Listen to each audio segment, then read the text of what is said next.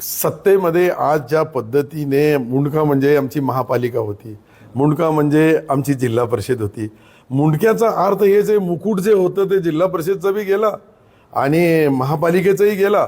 आता ज्या दुसऱ्या निवडणुका छोट्या मोठ्या त्याच्यावर बी भारतीय जनता पार्टी लक्ष केंद्रित करून आमच्या लोकांमध्ये दोन पार्ट कसे करायचे हे करू लागले. म्हणून आता एकनाथ शिंदे साहेबांना आम्ही हे सर्व 6 आमदार आणि 1 खासदार यांना त्यांनी 6 वाजता उद्या मुंबईला बोलवलं आहे. तिथे आमचा अंतिम निर्णय होईल. पक्षाची भूमिका आपल्या नेत्याकडे मांडायची.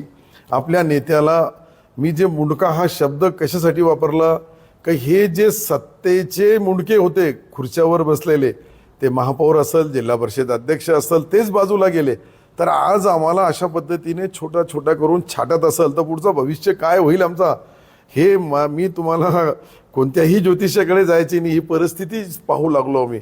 आमची फक्त भारतीय जनता पार्टीच्या नेत्यांना एकच विनंती आहे, त्यामध्ये विशेषतः सन्माननीय मुख्यमंत्रीच याच्यामध्ये इंटरफेअर करू शकतात. सन्माननीय मुख्यमंत्र्याचा आदेशाचा पालन करणारे तिन्ही पक्षामध्ये कार्यकर्ते आहेत, नेते आहेत. परंतु खालचे लोक ज्या पद्धतीने ट्रीट करू लागले, ज्या पद्धतीने काम करू लागले, हे शिवसेना कुठंतरी कमकुवत करण्याचं काम आहे. आणि शिवसेना एकदा कमकुवत झाली तर इथे 6 पैकी किती आमदार पुढे निवडून येतील आज तर मला त्याची गॅरंटी देता येत नाही. परंतु एक कणखर नेतृत्व, राज्याचा मुख्य नेता म्हणून पुढच्या भविष्यामध्ये याचे परिणाम कदाचित 29 मध्ये वेगवेगळे लढले गेले तर एकनाथ शिंदेची पसंतीला मोठ्या प्रमाणावर शेतकरी, शेतमजूर, गोर, गरीब, दलित, पीडित, सर्व जातीय, सर्व धर्मीय लोकांचा पाठिंबा एकनाथ शिंदे साहेबाला आहे.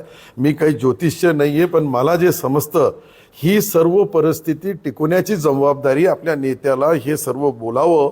आणि नेत्यांनी जो अंतिम निर्णय दिला तो आमच्या 6 आमदार 1 खासदार, इतकी मोठी ताकद मला वाटत नाही, इतकी मोठी शक्ती कुठं होती. परंतु ह्या निवडणुकीच्या विधानसभेच्या निवडणुका झाल्या, त्यानंतर जे परिणाम झाले आणि त्याच्यामध्ये जी परिस्थिती निर्माण झाली, त्या परिस्थितीमध्ये आम्ही कमकुवत होऊ लागलो. भविष्यामध्ये शिवसेना कमकुवत होणार नाही, शक्तिशाली राहणार. हे संदेश द्यायचा असेल तर पहिले आमचे जे 6 मुंडके आमदार म्हणून आणि 1 जे खासदार म्हणून यांनी तरी एकत्रित राहायला पाहिजे. हे एकत्रित राहिले तर आम्हाला सर्व पद्धतीने एकनाथ शिंदे साहेबांसारखा नेता आम्हाला संरक्षण देईल. दोन्ही शिवसेना एकत्र येण्याची वेळ आहे, नाहीतर दोन्ही संपून जातील. हे निर्णय माझ्या हातात नाही आहे. हे निर्णय सन्माननीय आदरणीय एकनाथ शिंदे साहेबांना आहे. एकनाथ शिंदे साहेबांनी आम्हाला कधी सांगितलं का तुम्ही दलित पॅंथर सोबत चला तर आम्ही जायला तयार आहे. बाकी शिवसेनेचा तर प्रश्नच नाही. कोणत्याही मध्ये पक्ष कसा करायचा, निवडणुका कशा लढायच्या, कोणत्या पद्धतीने लढायच्या, त्याचा निर्णय अंतिम घेण्याचा अधिकारच आमच्या पक्षामध्ये एकनाथ शिंदे साहेबाला आहे. मी एकनाथ शिंदे साहेबाचा कार्यकर्ता आहे. मी जे शिवसेना जॉईन केली ते त्यांच्या विश्वासावर केली, त्यांच्या भरोश्यावरच केली. आता आम्हाला जी अडचण येऊ लागली, मी तुम्हाला ते स्पष्ट सांगितलं, सिल्लोडच्या सभेमध्ये सांगितलं का. आता समजा मी तुम्हाला फॉर एक्झाम्पल दिला, तुम्ही ते कामाख्याचं पण उदाहरण दिलं की कामाख्यालाच माहिती आहे तुमचा त्याग काय आहे.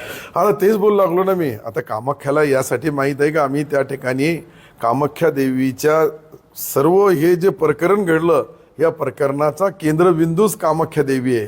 आणि तिथं आमचे जे 40 आमदार आणि सर्व कार्यकर्त्यांनी त्या ठिकाणी जाऊन ज्या पद्धतीने हे सत्तांतर केलं, हे सत्ता बदल केलं, त्यामध्ये एकनाथ शिंदे साहेबाचा सिंहाचा वाटा आहे. बाकी कोणी काही बोलल, परंतु एकनाथ शिंदे साहेबासारखा नेता सामान्य कार्यकर्त्याला न्याय देण्याचा काम एकनाथ शिंदे साहेब करतात. म्हणून माझ्या सहित हजारो लाखो कार्यकर्ते असे आहेत का ते एकनाथ शिंदे साहेबांनी कोणत्याही शिवसेना 1 हो का 2 हो का अजून कोणत्याही पक्षाची त्यांनी युती केली, त्यांचा आणि सन्माननीय पंतप्रधान नरेंद्र मोदी साहेब असतील, शहासाहेब असतील, पक्षाचे वरिष्ठ नेते असतील, सन्माननीय देवेंद्रजी असतील, यांच्यामध्ये कोणताही भेदभाव नाही आहे. त्यांचे चांगले समन्वयाचे संबंध आहे. त्या संबंधाच्या नुसार पुढच्या भविष्यामध्ये हा आमचा संभाजीनगर जिल्हा औरंगाबाद जो आहे याच्यामध्ये शिवसेनेची जी ताकद जुनी आहे ती जिवंत राहायला पाहिजे, ती शक्तिशाली राहायला पाहिजे. भविष्यामधल्या येणाऱ्या ज्या ज्या निवडणुका आहेत त्या आदरणीय एकनाथ शिंदे साहेबाच्या नेतृत्वाखाली आम्ही लढणार आहे. आणि त्यांचा आणि सन्माननीय मुख्यमंत्री आज देवेंद्रजी यांचा इतका चांगला समन्वय आहे का कोणाला पण खालचे लोक जे वातावरण खराब करू लागले, खालचे लोक जे कार्यकर्त्यामध्ये संभ्रम निर्माण करू लागले आणि पक्षाला शिवसेना संपवण्याचा काही लोकांनी कट रचलेला आहे. त्यांच्यापासून आमच्या नेत्याला सर्व माहिती देणं हे आमचं काम आहे आणि मी उद्या जाऊन त्यांना सर्व माहिती देणार. ठीक, धन्यवाद. जागा भाजपाला सुटली, मात्र तरी देखील तुम्ही तुमच्या मुलाचा अर्ज या ठिकाणी भरलेला आहे. याला बंडखोरी म्हणायचं की आणखी काय? नाही, फॉर्म मी नाही भरला, कार्यकर्त्यांनी भरला. कार्यकर्त्यांनी फॉर्म भरला, पण शेवटी पक्षाचा जो मी कार्यकर्ता आहे, माझ्या पक्षाचे नेते, उद्या मला त्यांनी 6 वाजता बोलवलेलं आहे. आम्ही 6 वाजता जाऊ. 6 वाजता गेल्यानंतर शेवटी ह्या जी पारंपरिक जागा ही शिवसेनेची होती आणि मी या जागेवर 6 वर्ष काम केलेलं आहे. आमची इच्छा होती का आम्हाला हे पक्षाला जागा सोडावी. कार्यकर्त्याच्या भावना असतात, कार्यकर्त्यांनी भरलं, परंतु मुख्यमंत्री उपमुख्यमंत्री यांच्याशी चर्चा करूनच अंतिम निर्णय होईल.